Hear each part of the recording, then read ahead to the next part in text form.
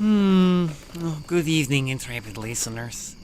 I'm afraid you've caught me at a bad time, though in all honesty, I could have chosen to tell you about all this after the fact. Duty calls, however, and you should know where my travels take me with all their ups and downs. This is a down. One of the wheels of my horse broke, and I'm stranded on the side of some haunted road. And yes, I only ever travel down haunted roads. It's how I'm able to blend in. I've been trying to get in contact with someone for the past hour, but as you can imagine, the reception is terrible. Such is the double edge of spectral byways.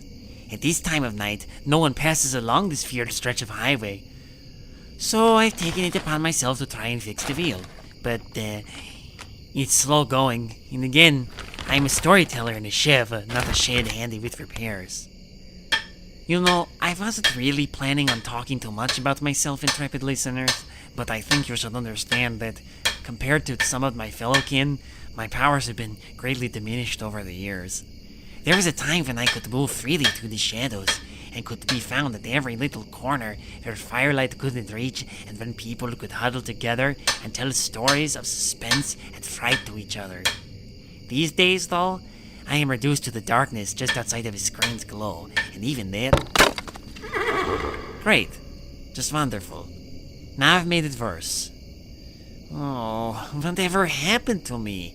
Is this what I've been reduced to? What is that?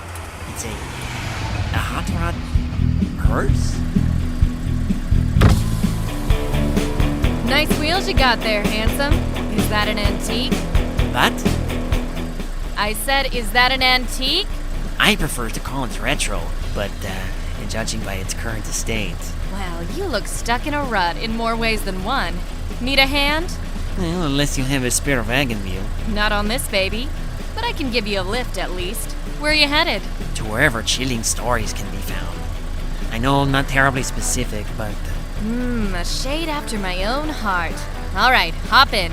I know a ghoul down the way that's good with his hands. And he's good at fixing retro hearses, too. Alright. What about the horses? They look collapsible. You can throw them in the trunk. There's a spare coffin back there. Alright. Disassemble. They're obedient, I'll give them that. Call me old-fashioned, but I enjoy traveling with literal horsepower. Oh, I like a ghoul with a sense of humor.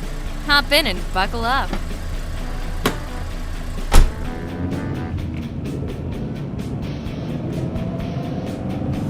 You're a shade. Naturally. Took you that long to notice? I thought I knew most of the other shades, but I don't believe we have met. To whom do I owe this generosity? I go by the Lady Killer. In that you kill ladies? I'm a lover, not a fighter. Plus, I'm an equal opportunity killer, but the name kinda stuck. You know how it is. I do. So, what's your aspect? Horror camp. Midnight picture shows, monster movie marathons, B-grade stories with doofy premises you can't help but love because of all the sex and gore. You know, quality entertainment. Ooh, I see. There's enough of an audience for schlock horror that the zeitgeist spawned you, eh? Yep, with tongue firmly in cheek. I live for wacky, spooky fun. But I bet you know exactly what that's like, Pasta Shade. Ah, you've heard of me then. Mainly by reputation. Your aspects and mine sometimes cross, even if our paths haven't. Plus, I listen to your podcast. Sad you're on hiatus. Oh, never fear. I'm just gathering new material. We launch again in October. Fantastic. Well, it's good to finally meet you. Say, you're still looking for stories, right? Always. Though I'm not sure how well your area of expertise would translate to audio drama. Says the shade that ran a Jeff the Killer episode. That was an April Fool's prank. What if I told you I knew a good, struggling podcast that's looking for an audience? Do you host other shows? Well, I mean, we do have undercoat analysis, but it's something else entirely. Let me play their first episode for you. I'm a big fan, but you can only get it on Scrypod right now. Scrypod? Extra-dimensional arcane podcast device. Love it. Very niche. Alright, you've got to be curious. Besides, I'm just a passenger. Play whatever you like. Trust me, you'll get a kick out of it. Crap, is it? Yeah, it's recording. Cool. No, Donnie, it's fine. We're fine. Just cut this part out. Yeah, this part. I don't know. You're the one doing the editing. Just fix it in post.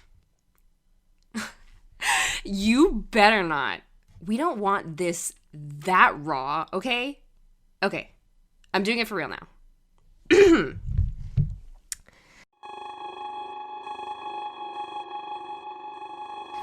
There's an old saying that I'm positive you've heard before. It's a dirty job, but somebody's got to do it.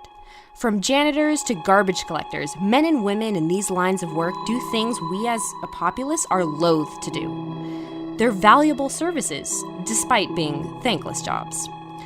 I mean, how often have you told the person sorting your recycling from your trash that you appreciate them keeping you from drowning in your own junk? I mean, it's safe to say not often.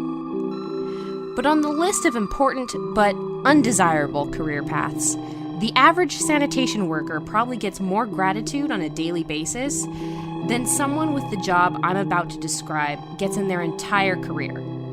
I'm talking about zombie hunters.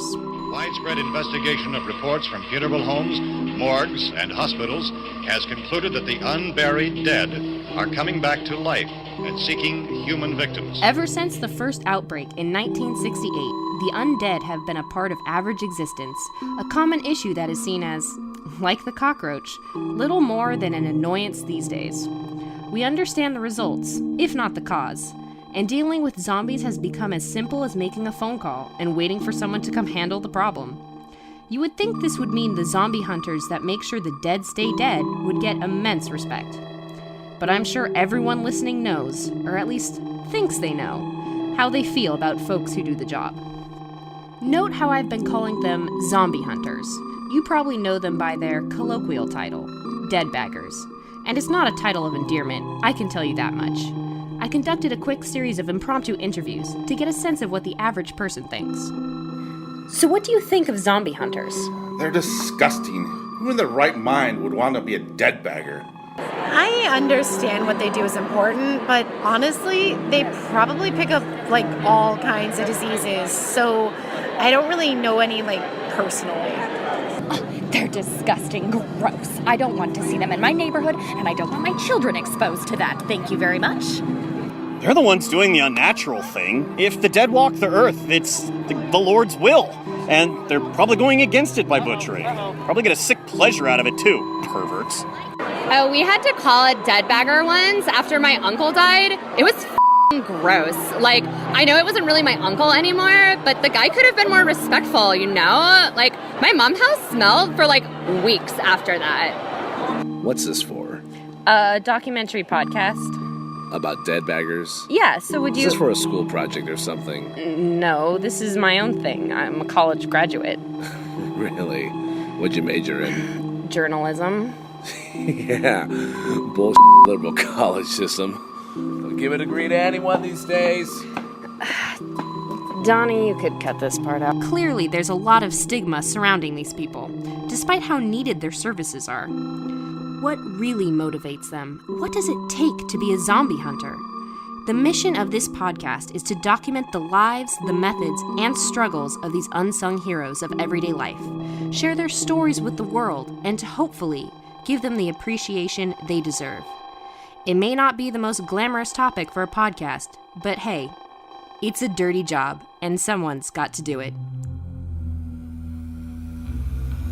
I'm Amber Gordon, and this is Deadbaggers.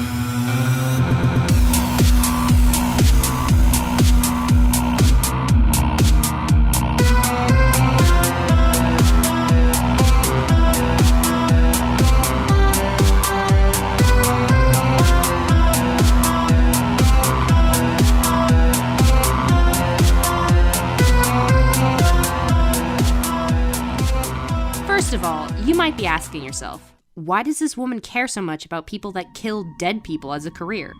To be honest, I can't tell you exactly why either. I've never had a run-in with a zombie, and I've certainly never seen a zombie hunter at work.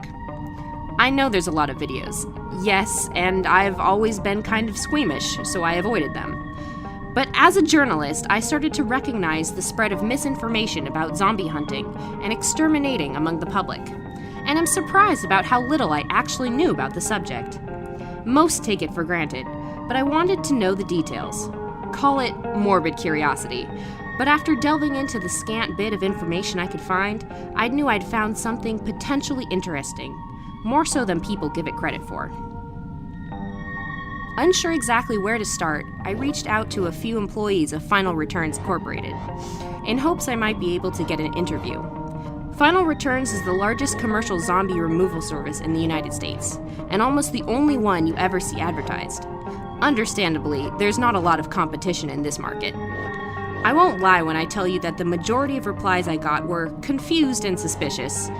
People wondering if I had accidentally contacted the wrong number, or saying I was crazy for wanting to look into the matter. And no takers. And then, a breakthrough. The first warm response I received was this voicemail. Hey, this is Devin returning a call from Amber. Not sure what you're hoping to accomplish talking to a guy like me about what I do. But I heard you called a bunch of others and no one wants to talk to you. Yeah, they're a bunch of wusses. Give me a call back when we can set a time and place. Alright, bye. My cursory research showed that Devin Coolidge had been working for Final Returns for over a decade and has an impressive track record of solo missions under his belt. I couldn't believe my luck. I was about to have my first proper interview with a zombie hunter, and one with legitimate field experience. I got in touch quickly, and we worked things out, and we met within the week at his home. Due to the nature of his work, Devin asked I not disclose his location on our show. Even though this is the internet age and it's frighteningly easy to look up. You could cut that part out, Donnie. I was just being silly. Thanks for the tea. Don't mention it. I can't stomach coffee anymore. Only time I drink it is in shots for late calls at work. Can't get rid of the association. With your job? That's right. You ever want an excuse to go vegetarian, quit smoking, drop a bad habit? You get in my line of work. It'll take the pleasure right out of anything. Devin is in his mid-30s, but has an air about him that seems a decade older. His skin has a tanned consistency of a regular beachgoer, but without the color. And when he smiles, there's a tightness to it that shows a hard line where its limits are. Even so, he was nothing but polite and open with me, and gave me some surprising insights to start the show with. I'll let the rest of the interview speak for itself. So, what do you want to know? Well, it's hard to know where to start. Like I said in our calls, you're the only one who's willing to talk about it. I wish I could say I was surprised, but I'm not. I think they get enough shit from people as is. Can we swear on this show? It's fine. It'll get censored in post. All right. Like I was saying, we get a lot of flack on a daily basis for what we do, and that's only when people are willing to complain at us. That's why your call surprised me. I just think there's a lot of misconceptions about your work, and I want to help debunk a few things. Maybe enlighten a few people. Well, good luck with that. Ignorance is bliss. Then, before we do anything else, my first question is, what is one of the most common fallacies about your work you'd like to clear up for the uninitiated? Okay, here's my main piece of advice. It's always a zombie. What do you mean? It's a phrase I use with a lot of the greens at FR. It's always a zombie. I didn't coin it, but I made it popular over there. Is it like a mantra? More like a reminder for the stupid or just folks not in the know. Thing is, Amber, we're half a century from the night zombies first appeared, and most people still don't know what the they are or how they work. The average Joe these days thinks, hey, if the dead can walk the earth, then maybe ghosts are real and aliens can land in my backyard. And those sorts of people still call us thinking we're like a bunch of Van Helsings. Can't factor that what we do is both necessary and normal. Like it or not, zombies are just a fact now. I kind of follow. You're saying just because zombies exist doesn't mean other things do. Mostly. But I think lumping your own superstitions and beliefs before facts is what I'm getting at. Mind if I tell you a story why I took this career? Please do. I was actually going to ask you that next. It ties in, trust me. So like most kids, I never considered a zombie hunter my dream job. I wanted to be a firefighter, soldier, Possibly Pee Wee Herman. If you told me, little baby me, that I'd end up splattering rotten dead brains across landscapes all over the world, well, there would have been crying involved. Then when I was about to graduate high school and I realized I had no idea what I was going to do as an adult, job fair rolled in. It was pretty much all soulless box stores, burger joints, minimum wage garbage. Then I found the final returns booth. They had a video game set up, though they called it Murder Simulator, and all the kids were gathered around it, blasting away at reanimated corpses. Most of the kids got sick looking at all the gore on the screen. The rest took their turns and walked away with no interest. But I was actually considering it. Sure, it was a job nobody wanted to do, but I'd spent a year at my uncle's farm, and let's just say I came away from that place with a strong stomach. It only takes a few times before you force yourself to stop naming the lambs, if you know what I mean. I do. Either way, I played the game, got through it without gagging too much, and the guy at the booth said I was the best they'd seen that day. There was talk about it being a lucrative career path. I've seen in some of the ads that Final Returns does offer great and stable wages. Trust me, it only pays well because it's hard, messy work. The smell alone drives so many workers insane. They have a name for the syndrome, rot nose, and there's always a risk you'll get cannibalized by your dead grandmother. I'm almost sorry I asked. Don't be. It's how you learn. Of course, high school me didn't. And hell, I figured at least I'd get to shoot guns and things. That's always a plus if you have no other prospects lined up. I actually filled an application then and there, the only one I bothered with. And while I was ignorant, me asked if we shot at other things, like giant rats or demons or something. The guy in the goofy rubber gravestone costume, the doofy mascot trying to pull kids in, he turns to me and says, "It's never anything else. It's always a zombie." Right he was. Devin went on to tell me a little bit about the training he had to do after he was brought in, though he wasn't terribly specific. Final Returns, unsurprisingly, seems to operate with the rationale of a private military organization, with a strict training regime intended to make sure their crew don't make mistakes, such as mistaking a sleepwalker for a zombie, as Devin put it. While the actual inner workings of the company and the training itself were what I was hoping to get into, Devin wasn't finished with his story quite yet. He warned me that it wasn't pretty, but I assured him I and my listeners just wanted the truth, nasty bits and all.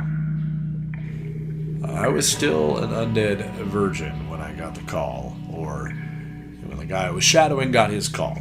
I hadn't earned the right to go on solo jobs yet. I hadn't even seen real zombie at this point, just pictures and a hell of a lot of videos. Really? Yeah. Through these days, they do put the trainees through a more specific crash course with a couple of dummies. Safety measures have gotten better. Anyway, the guy I was stuck with, people called him Pike. I found out later that Pike is a big hard stick you jam dead people's heads onto. Yikes. It fit him. He called me Bite Bait at the time. Guess that fit too. So, what was that first call? That was to this big estate in Maryland. Old sprawling mansion on acres of green land. Thick forest on all sides. I'd never seen a place that big before.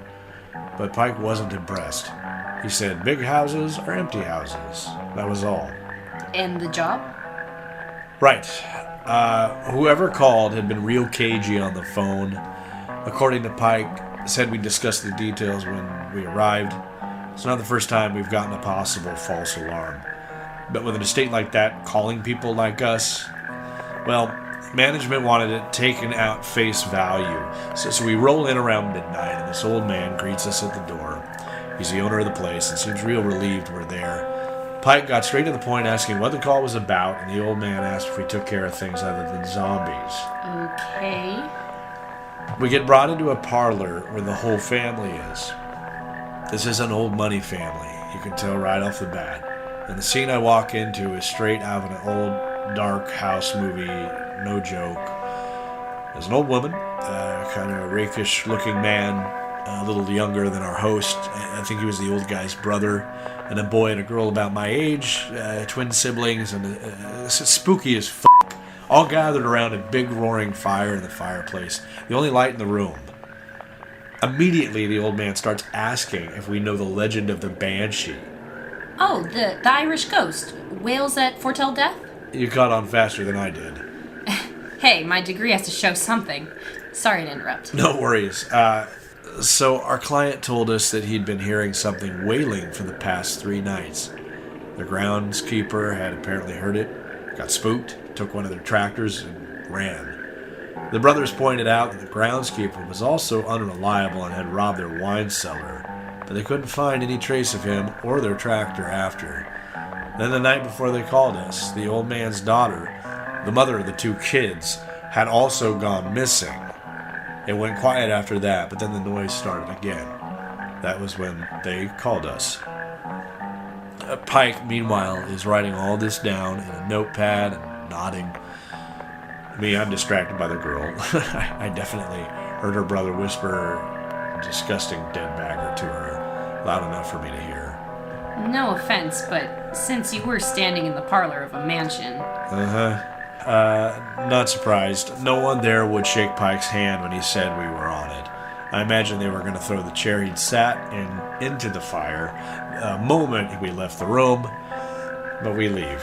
Start combing the woods around the property. I was all questions again, wondering how we were going to pin down this banshee. Then we heard it, way off in the trees, this mournful moan. I was like, shit, it's a banshee. I'll never forget the look Pike gave me. Like, kid, you have no idea. He shows me what he wrote down on that notepad from earlier. Just one word. Zombie. It's always a zombie. Oh, that's what I said. Apparently Pike hadn't heard that one before. Asked me if I came up with it. I wanted to impress him, so I just blurted out, yes. So we followed the sound into the trees for about an hour, I'd say. It took a bit because we have to stop and listen for the wailing. When it died down, but then it had come up, and we'd point our flashlights in that direction and head off. Finally, we come to this clearing in the trees. On one side is this huge pile of leaves and branches, and in the middle is a crumbling stone well, which the whale was coming out of. I wasn't entirely convinced there wasn't a ghost in there, but Pike made his way over there to take a look. He's got a shotgun on him. Well, all I had was this ridiculous bright yellow training pistol. Reminded me of a pair of safety scissors. Had you fired an actual gun before this? A couple times, on a range. I was told I'd get something more lethal after I was properly certified. So, for all you knew, it could have been a toy gun. There's some rough hazing there sometimes, but no one's cruel enough to send some poor kid out into the field with Nerf pellets. No, it was real. It was just stupid looking. I rest my case. Please continue. Okay, so Pike goes over, looks in, and then tells me we have clearance. That's a term we use, by the way. When a target is far enough away or otherwise engaged, you have clearance to take a moment and think through your next actions. But he motions me over. I look down into that hole in the earth. Sure, I'd see a ghost face staring back up at me with empty eye sockets. Nope. A zombie? That's right. A zombie. Specifically the groundskeeper, judging by the overalls. It was standing waist deep in some fetid water at the bottom, and its moaning was amplified and echoing because of the stone chamber. Pike was about to shoot it in the head when I saw something else in the water and pointed it out. My flashlight reflected off a human skull and a few bones bobbing on the surface. Pike said that was probably the missing mother. Fell in trying to help the groundskeeper, and it picked her clean. It was quiet for a while because it wasn't hungry. Fell in trying to help? Uh-huh. Come on, no one's that dumb.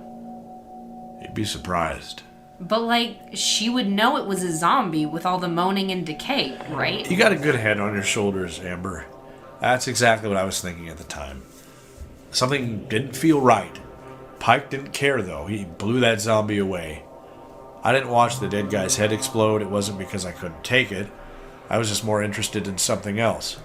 I saw some empty wine bottles near that big pile of leaves and sticks. And as I kicked at them, a bunch of the pile fell off of the missing tractor that it was covering. The keys were still in the ignition. I mean, why does some old dude drive out in the middle of the woods and just drink random bottles of wine? It's like something someone my age would have done. That was when I heard the thud and saw Pike fall to the ground. Behind him were those two siblings, each with a hunting rifle. The boy had just brained Pike with the butt end of it. Oh, jeez. I went for my pistol, and they had beads drawn on me in a second. I immediately called them on what they'd done. They took the tractor and the booze, and when the groundskeeper found them out, they'd shoved him in the well. And then they start telling me everything in that smug Machiavellian kind of way, like they're evil masterminds or something. Spoiled bastards. They took the tractor after they took the wine. But that's what happens when you're drunk. And yeah, they must have thought I was dead meat at that point, which is why they started talking. Hell, they'd kill their own mother. What? Really? They even admitted it. It wasn't premeditated, sure, but that doesn't change the fact it happened. I could tell it still bothered the sister, but the brother, he had no remorse. Said she didn't leave well enough alone after the groundskeeper left.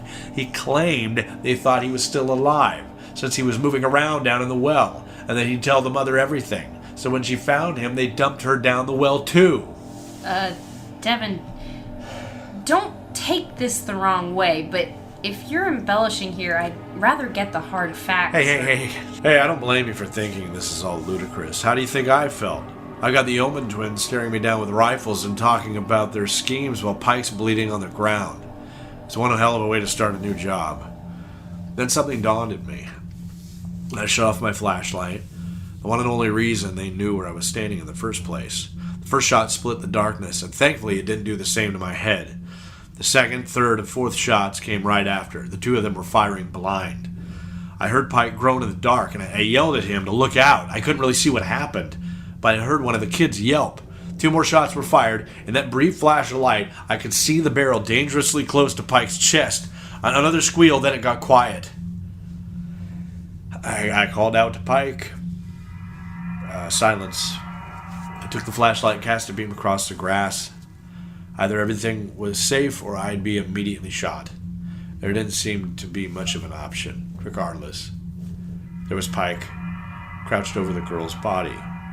The back of his head was broken open where he'd been hit with a gun. Pike was eating the girl's flesh. Oh, God. Yeah. She was dead, neck broken. Same with her brother nearby.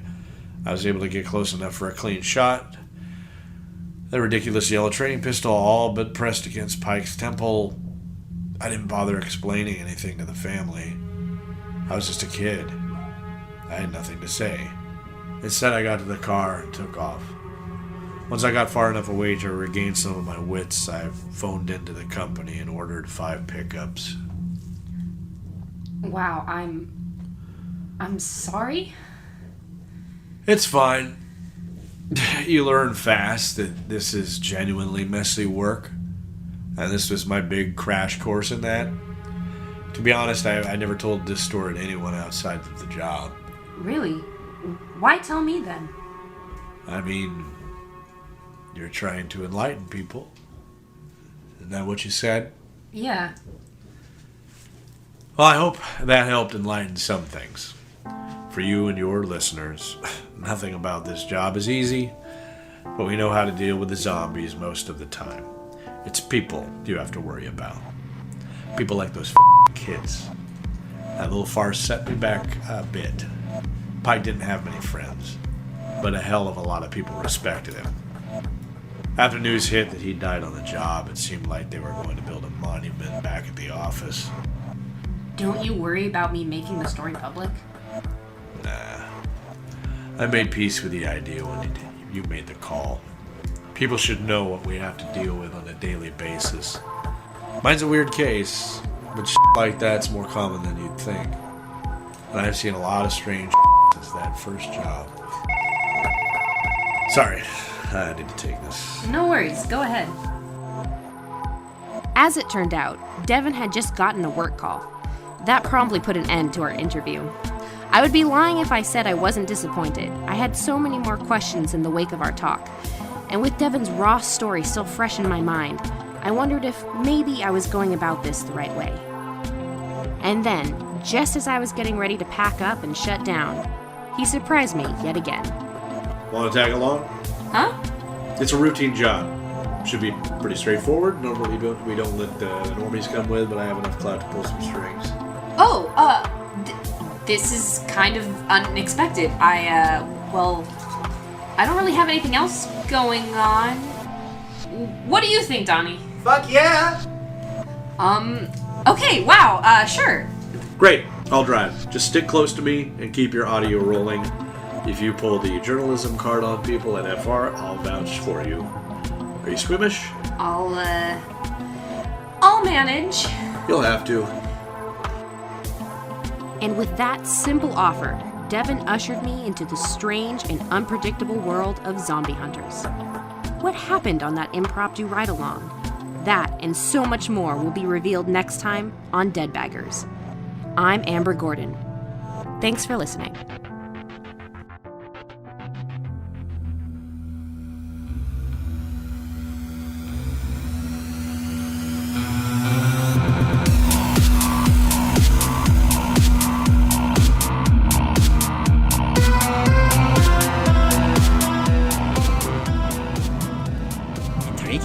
This is a documentary podcast? From a post-outbreak universe. Pretty snazzy, eh? I like it well enough. Rough around the edges. Clearly done on little to no budget, but its heart is in the right place. See, I think the show would be a big hit here in this reality, but it needs a good host network.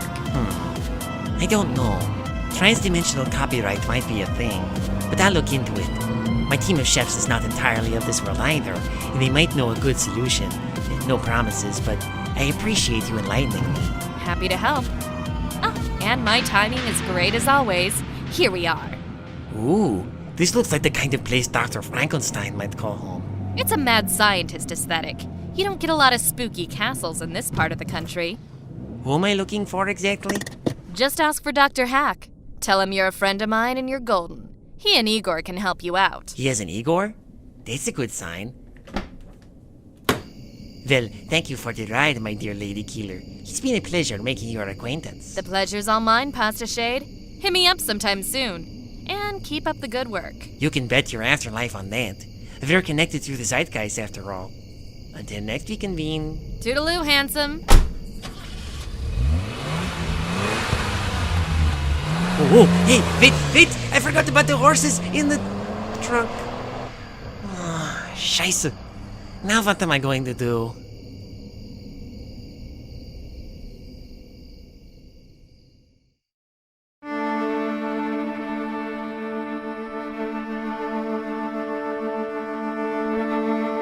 Midnight Marinara is written, produced, directed, and mixed by David King. This episode features the voices of, in order of appearance, Kira Buckland as the Lady Killer, Rachel Hanson as Amber, and Sandy Stoltz as Devin, with additional voices by David Little, Marissa Yardley, Sean M. Finkle, Angi Viper, and Michael Ornelas. It's Always a Zombie is adapted from the original short story by Slimebeast. Original music by Abysme, with additional music by Kevin MacLeod. Ending theme by John King. Did this episode make a decent backdoor pilot for a longer series? Then you can let us know by subscribing to this podcast and leaving us some feedback with a rating and review on Apple Podcasts. You can also email us at midnightmarinara@gmail.com or follow us on Twitter or Tumblr. And hey, if you'd like to give a little extra to the show and keep the door between you and the hideous fish people barred, consider becoming a patron and supporting our Patreon with a small monthly donation. This month's epitaph. In memoriam, Loie Flynn departed this life after many years of intrepid listening. The grave is cold, but it is quiet, and the listening continues. Rest in peace.